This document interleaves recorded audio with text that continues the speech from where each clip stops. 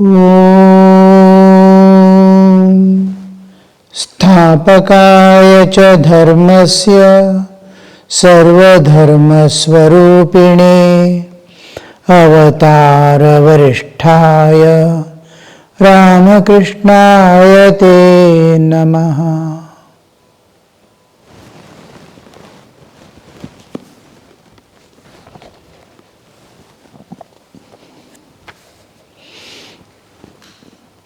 M. Totapuri was indeed a great soul, master.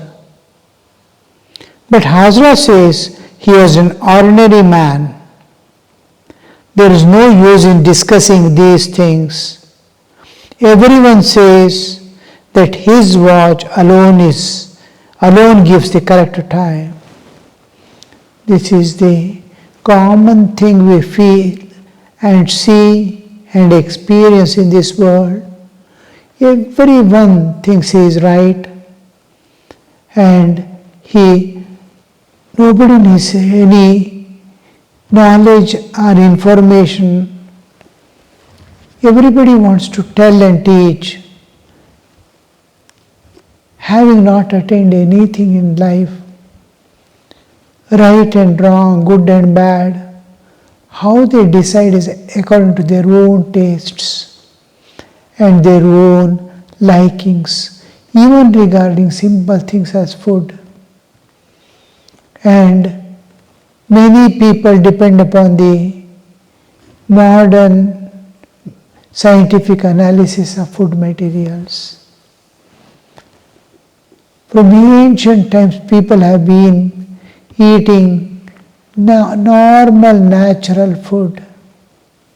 All beings are depending as on so many innumerable beings, innumerable species, even plants.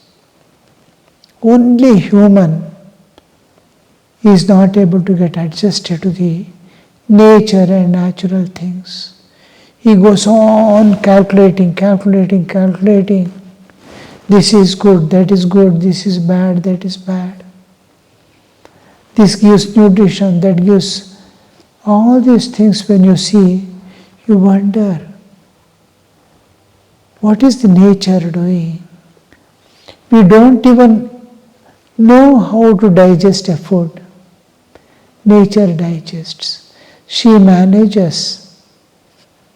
But man thinks, and day by day we see diseases have never been decreased. New diseases are coming, and formerly we don't see anybody rushing into the hospitals or to doctors. But today we see most of the people, small things even, they rush to doctors, and they have the knowledge to discuss, argue with the doctors also. They have the Google background. If doctor says anything, they will go and check. What does Google say? To that extent, we are dependent, and we don't have our own understanding. Nutrition, this, that, and when the people speak, this is good, this should not be eaten with that. All are fine foods. 2 types of common grain should not be eaten together. From ancient times we have been taking rice and wheat. If it is not allergic, if it is not harmful, it is, if my body is going to accept it, then there should not be any restriction on what a person should eat and what not. What we lack is lot of physical work. How the animals and birds getting up early in the morning, start running here, there for gathering food, for filling their stomach. How much of their Physical activity is gone. We are reducing activities day by day, day by day. Even walking we have reduced to minimum, unavoidable within the house, from house to room to kitchen, kitchen to bathroom. This is all our movements. No plowing, all machines are doing. Grinding, this, that, how much of work used to be there, how the body used to be there. Body is becoming weak because of not sufficient activities given to them. All immunity powers are decreasing naturally because of artificial protection we are using. Small diseases we are not able to face. How much of any infection, how fast we catch. I was having now dust allergy like when I was in North India. I started covering my nose from the dust particles. Then it did not decrease much, but it used to protect me a lot. Sometimes it used to get aggravated. Then one of the doctors said, see, I was in the same condition when I took up the medical profession. From early days of my studies, we have been taught to protect ourselves from all odds and difficulties, infections, especially infections, to cover ourselves for everything. We did not know we are, by that process, every moment we are decreasing our immunity power. The time passed on. And when I started my profession as ENT surgeon, every now and then I used to fall seriously ill. Then I was told by one aged, ancient doctor of the earlier system, remove your mask now. Freely, a few days you may have to struggle, lifelong you will be safe. I removed. A few attacks were there of cold and cough and throat pain, strep and lungs and pneumonia. And once whole thing was clear. And after that, I freely treat the patients now without a mask. My immunity power has increased so much. Now you are covering, you start removing this slowly. Don't remove at a time, but whenever you feel safe atmosphere, try to keep it removed. And you will see slowly you are developing the natural immunity power. And it happened so. I started, wherever there is no dust, I used to keep fully opened. Freely go in vehicles, two-wheelers and all. Wherever there is dust I can see. Wherever there is smoke and other things, free, lot of dust, I used to cover. And slowly I now, within about 2 years or 3 years, I saw I no more need a mask to cover myself. So, on one side is nature's protection, another side our intelligence protection. We must be able to balance between these our own intellectual understandings with the nature given gifts. How the nature is we cannot so easily understand how nature protects us. Just a skin is protecting for 2000 diseases every moment. Everything nature is doing. So we must be able to utilize all the powers that nature, lot of work running about and working, taking the strains to body, keeping the mind calm. Body needs more physical exercises. Mind needs more of calmness.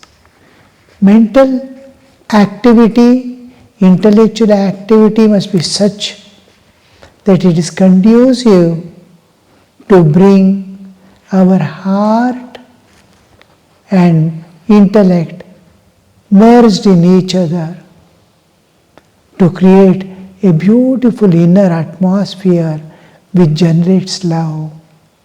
When mind or intellect is one with heart, you will see unintentional love.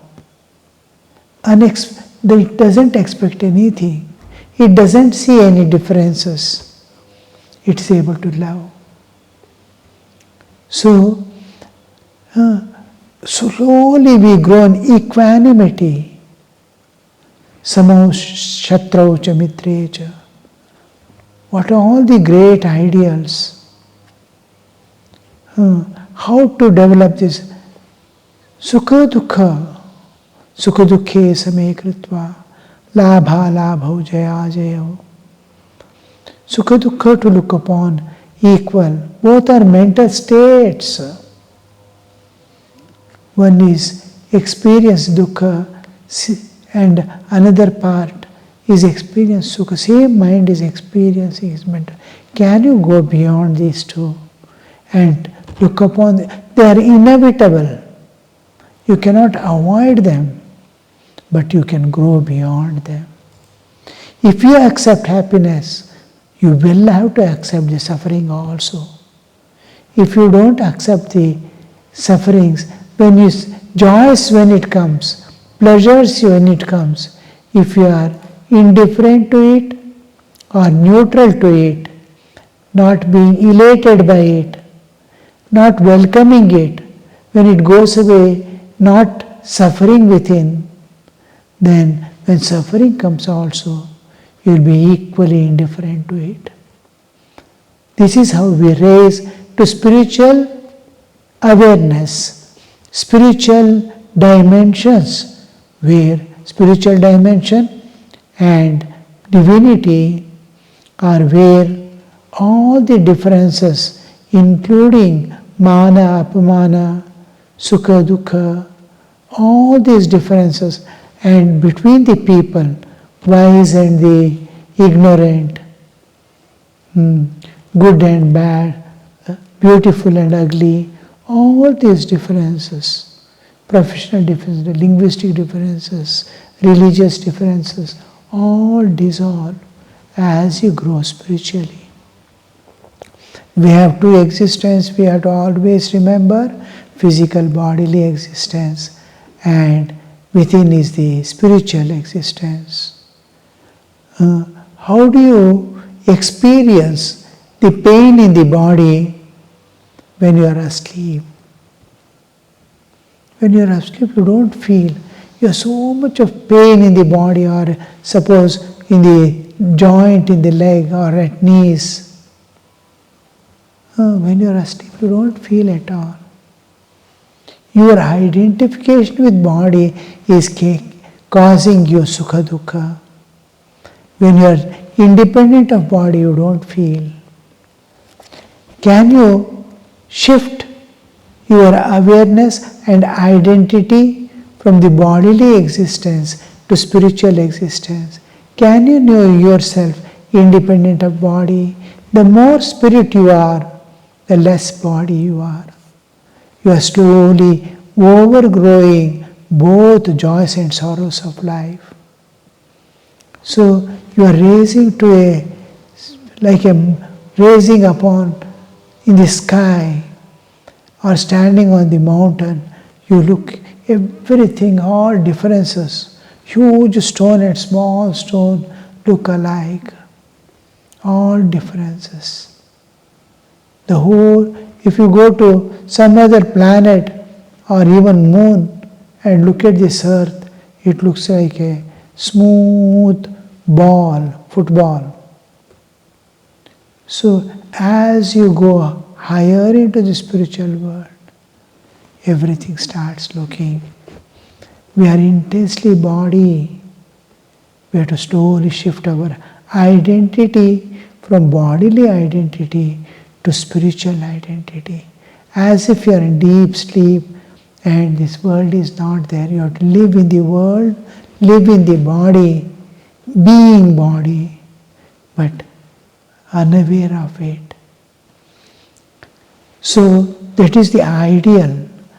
When we come to the spiritual world, spiritual ideal, we will see whatever people say, right and wrong, good and bad, will have no more meaning. Oh, the ignorant people are discussing. Ignorant people are fighting with each other. Ego is making them present their ignorance as knowledge. You just look at and then be calm, unaffected by those things. Oh, it doesn't matter. It is prattle of the children. Small children are talking many things. It doesn't matter. So here Sri Ramakrishna is telling about how people, everyone says his watch alone gives the correct time. You see, Narayan Shastri developed a spirit of intense renunciation. Oh, I don't need any of this. I want something higher. It is like a child, when it is too small, even few years, 4 years, 3 years, it doesn't like to go to school or be under the restraint. It doesn't want to have any kind of bondage, because freedom is the core of our existence. So that they want to be free, but where does it take them? But going to school, they feel it a great pain, great difficulty, but after some times it gets adjusted to it, but without total acceptance. It goes by the pressure of parents. But as he grows higher, he feels the need. I need this for my own sustenance in this world. I have to earn my bread. I have to live a decent life. I need education. So he willingly starts going, and then finally he utilizes what he has read. The same way we see at one time all these things which we don't want to leave and go, we feel it is need and it doesn't matter. Actually, it is not because of the things are not giving me happiness.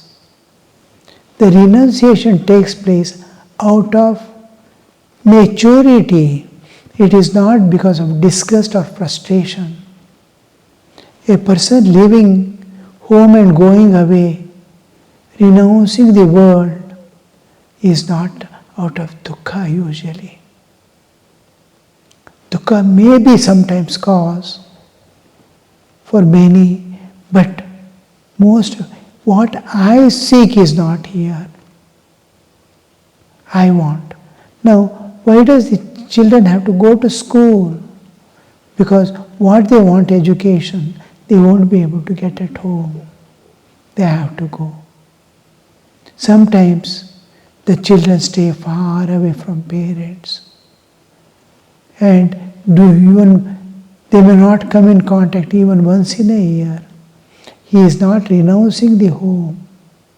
He is not giving up the home, but he is not going to get the education he is expecting at home.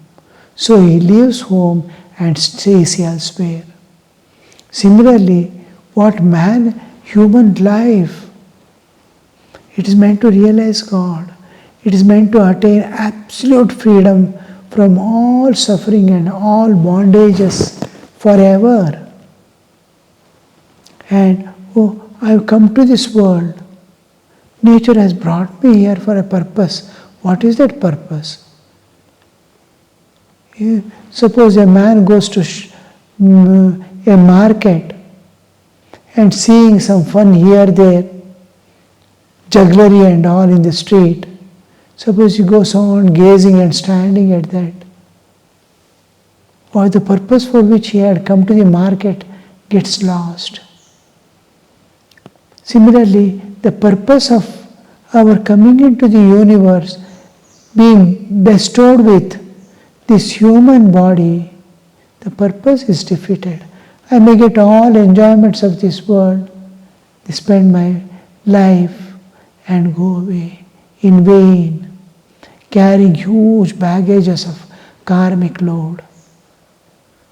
So it is, what I want, for that I have come. And this is not the place, this is not the thing. I am holding on to such a thing which is not going to give me light, which is not going to give me freedom, which is not going to give me eternal peace and bliss. So immediately, where can I get this? Where can I get? He will search only where it is available, nowhere in this world. He sees it is available within himself. Only nowhere the external world is determined by senses, 5 senses, and mind. It is time and space-bound external world which is constantly changing. In this changing world, how can you find the unchanging eternity we are searching for? Eternal bliss, eternal joy, eternal freedom that you cannot get in the changing world. So first he from leaves, in the house I won't be able to attain this. Then he says, in society I won't be able to attain this. Here, where is it? Where is it? Where is it? Then he finds external world he cannot find. He has to enter into the internal world. Each time he enjoys something, he sees where from the joy is coming, not from the object. It is coming from within. Senses and sense objects, the touch of each other is releasing the joy from the heart, the core of our existence, to the external mental states, to experience the worldly joys, worldly pleasures, which is an insignificant part of the infinite ocean within. So he turns inward, searches. What he wanted is immortality. He sees everyone dying. Can I become immortal? Can I cross over the death? Who is going to die? This body is going to die. Who am I? Am I this body? Am I this mind? Am I this intellect? Am I these senses? What am I in this body? Slowly when he searches, what am I? He analyzes the 3 states that he is passing through: waking, dreaming and deep sleep. How do I separate from this body and live in dream? How do I separate from body and go to the nothing exist state every day, waking, dreaming? Who is going? Is this waking state is real? Dreaming state is real? We are passing through, I am experiencing every day Jagrat, Swapna, Shushupti. Which is true? Who am I? Who am I to understand the analysis of the three states of existence? Is there another state? Where am I going? Then he enters into the Turiya Sthiti. The two searches, one is the sleep, one is death. What is death? What is sleep? Can I go beyond death? Yes. To go beyond death, you have to go beyond the three states. Know yourself. When we go beyond the waking, dreaming and deep sleep, we get the Atma Jnana. Oh, I am now none of these three bodies. The Jagrat state pertaining when I pervade all the three bodies, the gross, subtle and causal. And when I pervade only to subtle and causal, I am in dream state. And when I leave the subtle also, when I am in deep sleep, I am attached to the causal body alone. And I leave that also and enter my own self. And he starts searching that self which is within, which withdraws from the three bodies and gets the self-knowledge, Atma Jnana. This, to know oneself independent of body, immediately he understands, I am immortal. Body was mortal, I was identifying with it. This Atma Jnana alone makes him know he is immortal. Even otherwise he is immortal. But he is not able to identify himself because he has acquired a wrong identity of being body. This erroneous identity is not able to destroy. So he slowly searches, who am I in this body? Finding himself imperishable, eternal, infinite ocean of bliss absolute. When he transcends all the layers he is covering the bodily existence and reaching the self, he knows he is immortal. Then he comes out and proclaims to the world that Amritasya Putraha. You listen, I have known myself. I have known the reality. I have known that great Purusha, which is beyond all the darkness of this world. I am that Atman, imperishable being. So this is the Atma Jnana which Sri Ramakrishna is expecting. For that Narayana Shastri renounces and goes to attain this. Om Shanti Shanti Shanti Hari Om Tat Sat Shri Ramakrishna Arpanamastu.